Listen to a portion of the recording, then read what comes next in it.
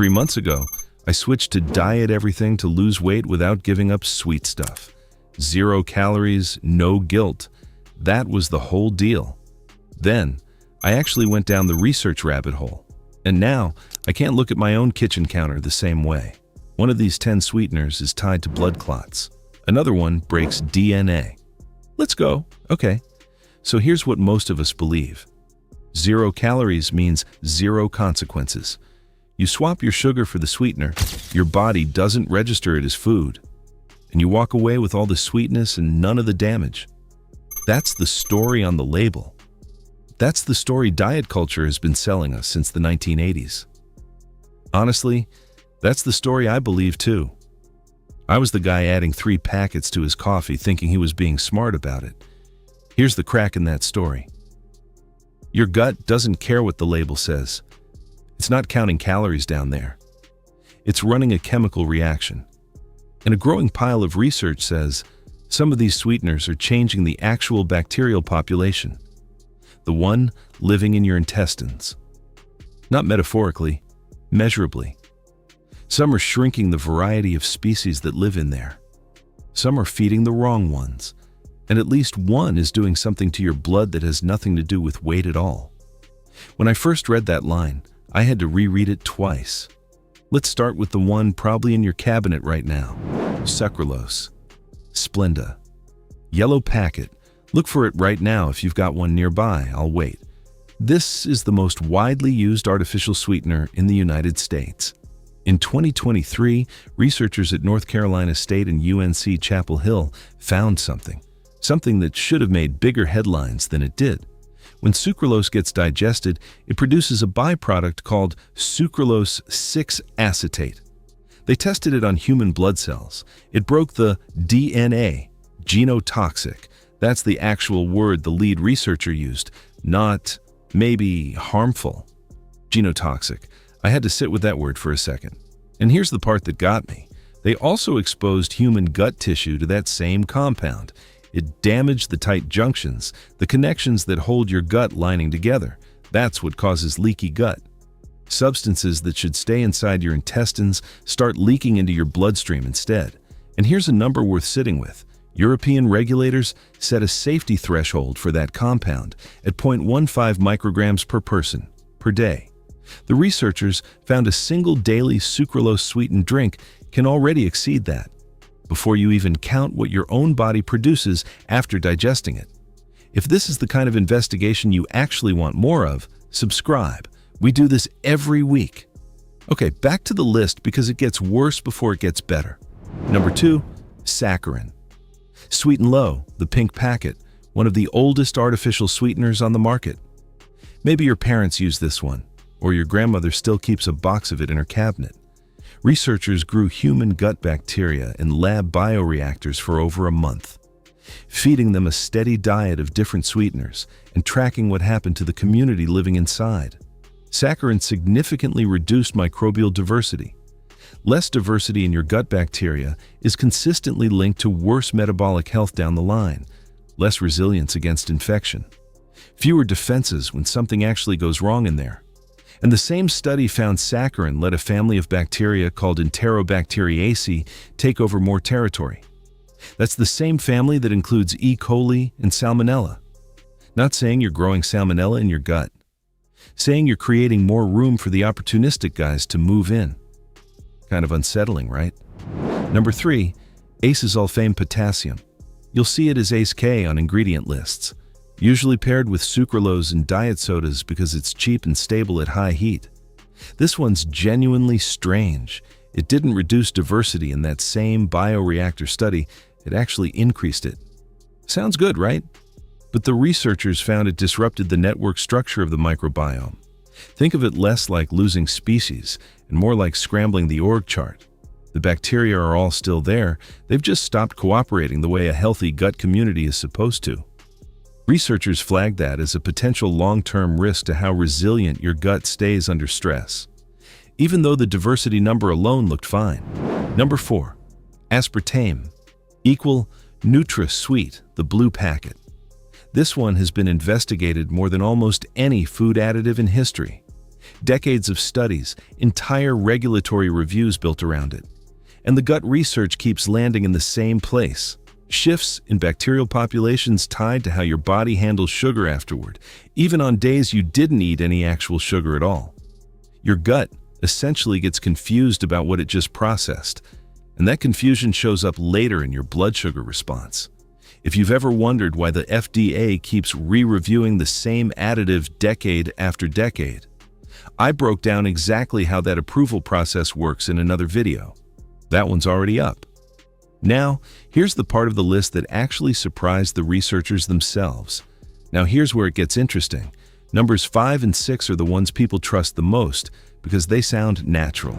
Erythritol and xylitol, sugar alcohols. The ones in keto and sugar-free everything. The ones marketed specifically to people managing diabetes or trying to lose weight. Honestly, these were the ones I trusted the most too. They sound like they came from a plant, not a lab. Cleveland Clinic tracked over 4,000 people across the US and Europe. They weren't even looking for erythritol specifically. They were searching blood for compounds that predict heart attacks 3 years out. Erythritol came out as the single top-ranking compound in the entire dataset, not 10th, not 5th, top. People with higher blood erythritol were significantly more likely to have a major cardiac event, heart attack, stroke, or death, within that window. So the team went further. They added erythritol directly to human platelets in the lab and to whole blood. It made the platelets easier to activate, faster clotting. Sugar, tested the exact same way, did not do that. Remember that clotting finding from the hook? This is it. This is the one. And it's not isolated to erythritol. The same research team ran a follow-up study on xylitol. Over 2,000 people this time. Those with the highest blood xylitol levels were about 50% more likely to have a cardiovascular event. Within 3 years, compared to those with the lowest. 50%. That's not a rounding error. That's 1 in 2. And here's the part that's easy to miss. Both of these are classified by the FDA as generally recognized as safe, which sounds reassuring until you learn what that label actually requires. It doesn't require ongoing, long-term safety trials. It mostly means nobody's found an acute reason to pull it off shelves yet. There's a whole separate video I did on what generally recognized as safe actually means, and how little testing it really requires. That one connects directly to this. It's already up. Now back to the rest of the list, because there are still 4 sweeteners left, and one of them flips the whole story. Number 7, sorbitol. Number 8, maltitol. These two show up in sugar-free gum, sugar-free candy, and no added sugar chocolate constantly. And they share a mechanism worth knowing. Your small intestine can't fully absorb them. What it can absorb, your gut bacteria ferment instead. Further down the line than they're supposed to be working. That fermentation is exactly why sugar-free gum comes with that laxative warning nobody reads until it's too late. Beyond the obvious digestive effects, that same fermentation process is now being studied for what it does to the balance of bacterial species over months and years, not just the day you eat it. Number 9, neotame. Chemically related to aspartame, but hundreds of times sweeter. So it shows up in tiny amounts in baked goods and drink mixes. A pinch does the job of a cupful of sugar. That also makes it one of the least independently studied sweeteners on shelves relative to how widely it's used, simply because so little of it is needed. It rarely draws the same regulatory scrutiny as the sweeteners used in bigger doses.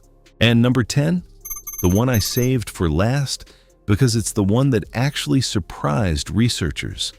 Riboside A, one of the compounds extracted from Stevia leaves and sold as natural sweetener. In the same bioreactor study that flagged Sucralose and Saccharin. Reb A came out looking better than the synthetic sweeteners. But here's the twist. It's not the villain of this list. It's actually the one researchers found promoted beneficial bacteria, the kind linked to a healthier gut. The lesson isn't stevia bad. It's that natural and synthetic sweeteners are not behaving the same way in your body, and lumping them all into one zero-calorie category on the nutrition label. That's hiding the difference from you completely. Look, none of these 10 are illegal, and none of them are being pulled off shelves tomorrow. That's actually part of the problem. Regulatory approval was mostly built around whether a sweetener causes obvious short-term harm. Not what a decade of daily exposure does to a bacterial ecosystem nobody was tracking when these products first hit shelves. To be fair, this isn't every study agreeing with every other study. Some research on these sweeteners is inconsistent, and a few recent trials on weight management found genuine benefits when they replace sugar in a controlled diet. This is more complicated than a simple avoid all of these forever. But when the same names keep showing up, Sucralose, Erythritol, xylitol, Saccharine, across independent research teams in different countries using different methods, that pattern is worth paying attention to. That's the part that convinced me, honestly. Not one scary headline. The pattern. So what do you actually do with this? Because I know exactly what some of you are thinking right now. Great. So I can't have anything sweet ever again. That's not what I'm saying. Best option?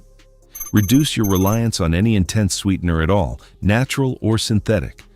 Let your palate recalibrate to less sweetness over time.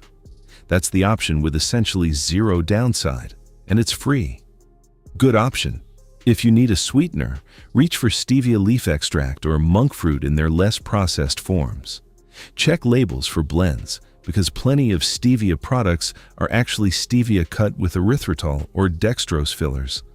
Minimum harm if you're not ready to give up your diet soda or your protein bar. Rotate.